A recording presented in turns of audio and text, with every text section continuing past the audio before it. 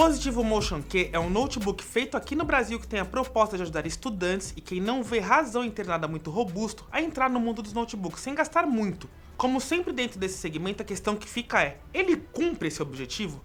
Eu passei uns dias usando esse carinha pra trabalhar e me divertir e te conto se eu passei raiva ou se deu pra aproveitar legal esse tempo todo com ele, logo depois da vinheta. Vem comigo?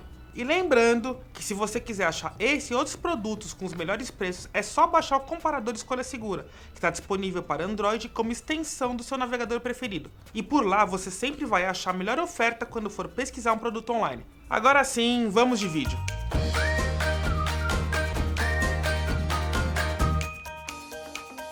Não faz muito tempo que havia uma divisão no design entre notebooks mais profissionais, que eram mais sóbrios, e os menos potentes, que vêm com cores mais chamativas ou mais infantis mesmo. Um ponto alto do Motion Q, pra mim, é que ele consegue romper essa barreira. Não dá pra imaginar que ele é um modelo de entrada, já que ele tem um design elegante e que segue a tendência de leveza e portabilidade que outros modelos mais caros têm como foco. Eu uso aqui no Escolha Segura o IdeaPad Flex 5i da Lenovo, que é mais intermediário e tem muito mais poder de fogo, mas olhando os dois você percebe que o Positivo mandou bem, porque o plástico utilizado, a qualidade dos materiais e até mesmo o tamanho é parecido nos dois modelos. O Motion Q é um notebook de 14 polegadas que na nossa versão chegou na cor cinza chumbo. O acabamento dele é todo em plástico fosco e apenas o logo da Positivo fica saltado. Ainda tem uma gravação em relevo com o nome Positivo no canto superior direito, que é redundante, mas está na mesma cor, então não dá para perceber.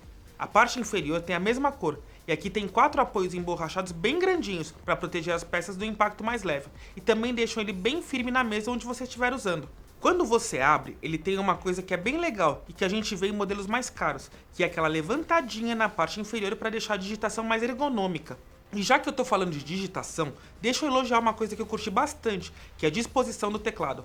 A Positivo conseguiu aqui deixar o teclado maior sem comprometer o design do aparelho, o que é ótimo. As teclas têm um tamanho bem legal para mim, que tenho mãos grandes e espaçadas, o que ajuda a evitar erros de digitação. Por falar em teclas, a empresa ainda tem 3 dedicadas para quem gosta de consumir conteúdo, com atalhos para Netflix, Deezer e YouTube. Pro meu uso pessoal, elas não fazem tanta diferença, porque eu acabo usando outros devices para consumir conteúdo em áudio e vídeo, mas entendo que elas fazem sentido para bastante gente.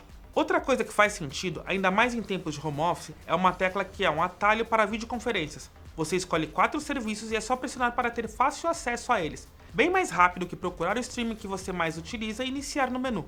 Para fechar os elogios ao design, a Positivo usou uma solução que eu curti muito no IdeaPad Flex 5i, que é a chave discreta que abre e fecha a webcam.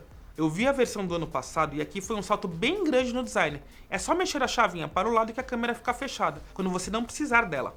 A chavinha podia ser mais resistente aqui, porque ela passa a impressão de que vai ficar frouxa em alguns meses de uso. E se você estiver vendo esse vídeo no futuro, me conta aqui se isso rolou mesmo. Mas a gente precisa lembrar que esse é um modelo de entrada. Em algum momento a conta chega, e dá pra dizer que isso já começa nas conexões. Dá pra dizer que ele conta apenas com o necessário. Uma porta HDMI, 2 USB-A, entrada para o carregador, outra para fones de ouvido, uma para cartão microSD, que eu gostei.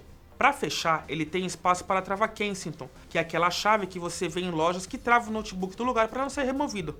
Eu perguntei para a Positivo sobre 2 coisas que eu senti falta, o USB-C e uma porta RJ45 para conexão direta por cabo. Eles me disseram o seguinte, o USB-C precisaria de uma mudança na engenharia do produto e deixaria ele mais caro, e a RJ45 ia mudar a espessura do Motion Q, que é bem fino. Ele tem apenas 1,3 kg, com 18,8 mm de espessura, e isso é ótimo para quem precisa colocar um desse na mochila para ir para a escola ou para a faculdade. Se ele foi pensado para quem precisa de mobilidade, ser leve e fino é essencial, e aqui a conta fechou, ponto para Positivo. Só que é justamente no desempenho que o aparelho começa a mostrar suas limitações, e eu preciso passar por isso com mais detalhes. Mas primeiro, deixa eu aproveitar que você já está aqui para te pedir para se inscrever no canal. A maior parte das pessoas que assistem os nossos vídeos não são inscritas, então aproveita, dá uma pausa rapidinho, se inscreve, clica no sininho e volta que eu tenho mais coisa para falar desse carinha aqui. Primeiro, precisamos passar pelas configurações para a gente conseguir alinhar as expectativas, porque foi isso que norteou toda a análise. Eu não posso exigir dele o mesmo que eu exijo no computador que eu uso aqui no Escolha Segura, mas custa mais que o dobro desse cara. Estamos falando de um processador Intel Celeron N3350, com 4 GB de RAM e um SSD de 128 GB. Processador base com o mínimo de RAM necessário para rodar o Windows 10 e boa velocidade de leitura de dados. Apesar de ser básico, esse kit com SSD deixa o notebook minimamente equilibrado, ajudando na inicialização e na abertura de aplicativos. Muita gente pega um PC novo com Core i3, 8 GB de RAM e um HD de 1 TB e pimba! Dá uma semana e já tá sofrendo de lentidão, porque as atualizações do Windows ficam ocupando 100% do espaço do disco. Com SSD, pelo menos isso não foi problema, então é um notebook básico, mas sem grandes gargalos. Então, para entender o que o Motion Key é capaz de fazer, eu coloquei para usar para trabalhar normalmente durante 2 semanas. E esse é um momento legal para vocês entenderem como é o fluxo de trabalho aqui no Escolha Segura, que é uma coisa que eu sei que vocês têm bastante curiosidade. Como produtor de vídeo, analista de produtos aqui, eu não preciso editar vídeos ou fazer takes, então, em tese, uma máquina intermediária dá conta de tudo com sobras, e os editores precisam de mais poder de fogo. Aí para trabalhar eu uso o Notion, que é uma app que a gente usa para organizar os roteiros e fazer todo o fluxo do canal, e o Slack, que é o nosso comunicador. Eu ainda uso e-mail para receber as pautas e conversar com as empresas para trazer mais conteúdo. A gente usa documentos, planilhas, apresentações, tudo online, então o pacote Office não é exatamente uma prioridade, tá mais para Google Sheets e Text. Como já era de se esperar, nos primeiros momentos tudo fluiu até que bem, mas não demorou muito para que os 4 GB de RAM começassem a pesar no desempenho. Eu já considero essa quantidade de memória o mínimo para um celular, e a gente percebe que atualmente os smartphones com essa configuração já sofrem, então imagina isso no notebook. Um dos vilões da memória RAM é o Google Chrome, e abrir várias abas dele é pedir para que o desempenho seja comprometido. Fora isso, no próprio Slack e no Notion, eu percebi que nem sempre os apps acompanham a velocidade da digitação, dando o famoso lag.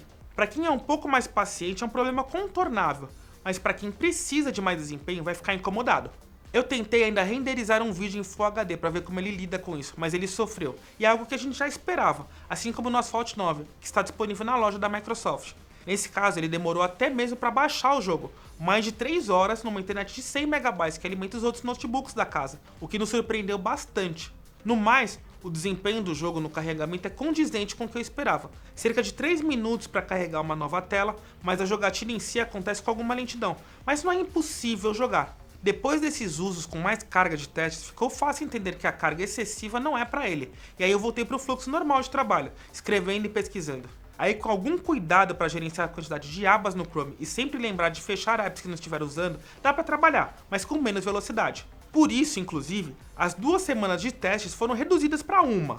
Outra coisa que me preocupou foi na videoconferência. Fiz uma chamada no Zoom e o tempo para se conectar foi pelo menos 20 segundos mais lento do que os notebooks que usamos aqui, mas pelo menos não teve nenhum lag durante as chamadas. Só que a demora para o carregamento pode atrapalhar quem precisa entrar numa reunião com horário programado.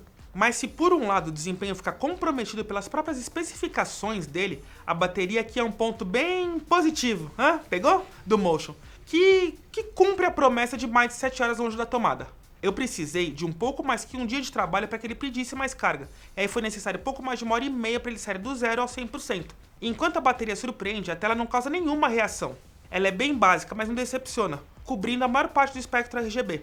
A calibração é mais voltada para os tons frios. Em alguns momentos, o ângulo de visão fica comprometido, mesmo na frente do notebook. Mas quando acerta a posição, dá para trabalhar sem grandes problemas.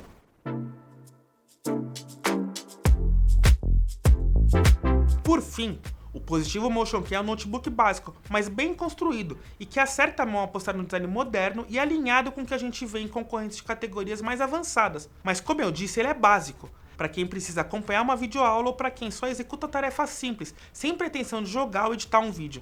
E eu não posso dizer que isso é um problema, porque a Positivo sabe disso e lançou esse modelo justamente para atender esse público. Só que o problema mesmo está no preço, porque hoje esse carinha aqui sai por R$ 2.100, que é um valor bem alto quando a gente considera suas especificações. Mas o momento que o mundo vive com equipamentos mais escassos e dólar nas alturas acaba afetando não só esse modelo da Positivo, mas todo o mercado. Ele passa a ser mais recomendável quando chegar num patamar próximo dos R$ 1.500. Só tome cuidado para não acabar comprando um modelo Motion sem que tem apenas 2 GB de RAM, um problema dos grandes. Mas e você, o que achou do novo Positivo Motion Key? Acha que vale a pena dar um gás nas aulas online dos seus filhos ou até mesmo aquele basicão para consumir conteúdo? Conta aqui pra gente e não esquece de se inscrever porque sempre tem muito conteúdo aqui todos os dias. Da minha parte é isso, eu espero ver vocês nos próximos vídeos. Um grande abraço, meus queridos!